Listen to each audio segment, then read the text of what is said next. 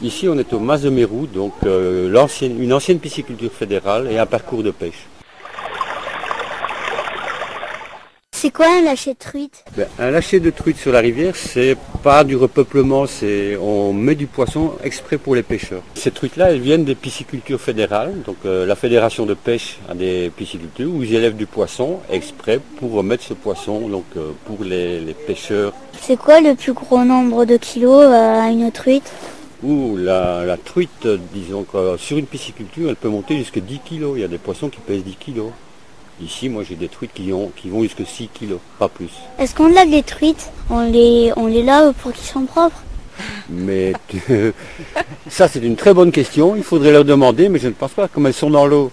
Donc, elles sont propres. Elles se mettront peut-être plus à l'air pour un peu sécher, mais s'il y a un poisson qui sèche, c'est pas bon. Donc, propres, elles le sont, ça. Puisque c'est un poisson qui ne vit que dans les eaux de première catégorie, donc il lui faut de l'eau très pure. Qu'est-ce que c'est une eau de première catégorie? C'est des ruisseaux, des torrents, une eau courante. Et plus on va vers la plaine, que les rivières s'élargissent, là elles passent en deuxième catégorie parce qu'il y a moins d'oxygène dans l'eau et on trouve différentes races de poissons. En première catégorie, on ne trouve principalement que de la truite.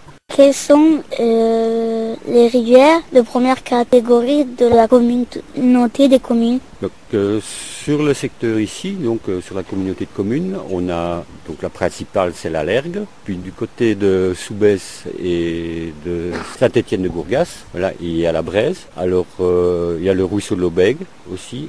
Et de l'autre côté, on a aussi le ruisseau de l'Auroux, la Soulondre bien sûr, hein, puisqu'elle démarre du ruisseau du Mas de Mérou. Donc elle se forme avec le ruisseau des Plans, ça forme la Soulondre qui se jette dans la Lergue en plein centre-ville de l'Odève. Ce sont les différentes rivières de première catégorie. Et la deuxième catégorie commence à la sortie de l'Odève, à hauteur du ruisseau de l'Aubègue, près de la déchetterie. Bon, il y a des ruisseaux qui sont pollués en première catégorie. Hein. Si une ville de montagne, elle a une rivière de première catégorie. Si les égouts sont rejetés dedans, elle est classée en première catégorie. Quels sont les habitants de la rivière? Disons, on démarre sur la rivière par le plus petit, bien sûr, c'est le plancton. Hein, ça, c'est la base. Après le plancton, il y a les crustacés, les gamards, donc les crevettes d'eau douce. Hein, ça, c'en est plein ici sur le ruisseau et sur beaucoup de rivières de la région. Il y a les porte-bois, donc c'est les larves de frigame. Il y a ce qu'on appelle les patraques aussi, donc c'est les larves de libellules. Le plus fréquemment, ce qu'on rencontre, sont d'abord sur le bord de la rivière même, c'est le saule, qui a comme nom commun ici le bilis, donc qui est une très bonne cache pour la truite parce que c'est un arbre à fleurs vraiment au ras de l'eau, donc elle se cache dans les branches, dans les feuillages, et en plus ça amène beaucoup d'insectes qui tombent sur la rivière, donc pour eux c'est des réserves de nourriture. Alors bien sûr il y a les arbres de la région, hein, il y a les chênes, il y a les hêtres, les frênes, à peu près tous les arbres qu'il y a qu'on trouve un peu partout. Et les plantes, il y a le forbe, il y a des orchidées pas mal au bord des ruisseaux, il y a le fenouil sauvage, la menthe sauvage, il y a toute la flore qu'on trouve sur le plateau et sur la plaine ici. Et il y a aussi des champignons spéciaux. Ah, des champignons, oui, il y a pas mal de champignons. Hein. Il y a les morilles, il y a les girolles, mais principalement au bord du ruisseau, on trouve les morilles. À cette saison-ci, au printemps. Et sur un gros arbre qui est là-bas. Ah oui, sur les arbres, sur les souches d'arbres morts au bord des ruisseaux, on trouve ce qu'on appelle l'oreille de Judas. Ah, ça, pas beaucoup de personnes le connaissent. Et pourtant, c'est un champignon typique d'ici. Et qu'on retrouve dans une cuisine qui n'est pas du tout typique de la région, qu'on retrouve dans la cuisine chinoise. C'est le fameux champignon noir de la cuisine chinoise. Et on le trouve sur les arbres ici dans la région.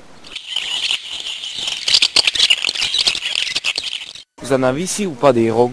Il y en a 4 ou 5 qui tournent tous les jours, qui viennent se gaver sur mon compte. Mais ça, ils sont protégés. Hein, donc, c'est un animal protégé, enfin un oiseau protégé, donc malgré qu'il mange principalement que de la truite parce qu'il est fin gourmet.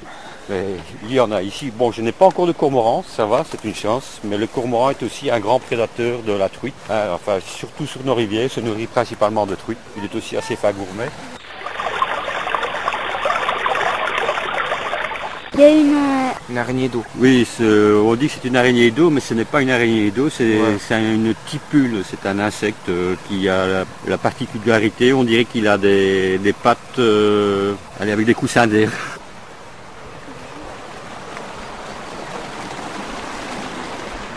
On va un peu expliquer la truite saumonée. La plupart des gens croient que la truite saumonée, c'est une truite croisée avec un saumon. Mais c'est pas du tout ça. La truite saumonée, c'est une truite qui a une chair rose. Et comment a-t-elle obtenu cette chair rose? Les pisciculteurs la nourrissent avec des granulés où il y a une addition de carotène. Voilà, c'est tout. Alors on attrape une belle truite saumonée.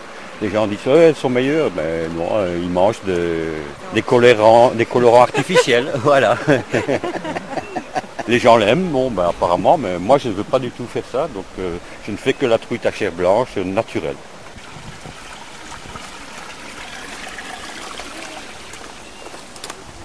Mais il n'y a pas des salamandres? Si, il y a des larves de salamandre pour l'instant, il y a des petites larves de salamandre.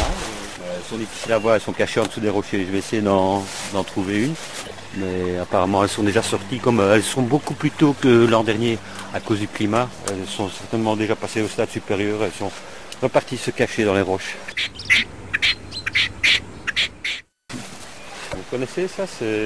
On appelle ça l'ail des ours. Les gens croient qu'au Mazomérou il y a plein de muguets. Ils disent oh, il va y avoir plein de muguets pour le mois de mai. Mais c'est pas du tout ça. C'est une sorte d'ail sauvage. Il y en a plusieurs sortes sur la région, mais ici c'est principalement celui-là. C'est l'ail des ours. Dans la cuisine Et ça, c'est très bon dans la salade. Et les gens le mangent même comme des épinards. Ils le pochent et le font cuire avec du beurre. On peut le manger cru. On peut le manger cru, oui, c'est un condiment dans la salade. Et passer dans la salade, c'est délicieux. J'aime bien l'odeur que ça.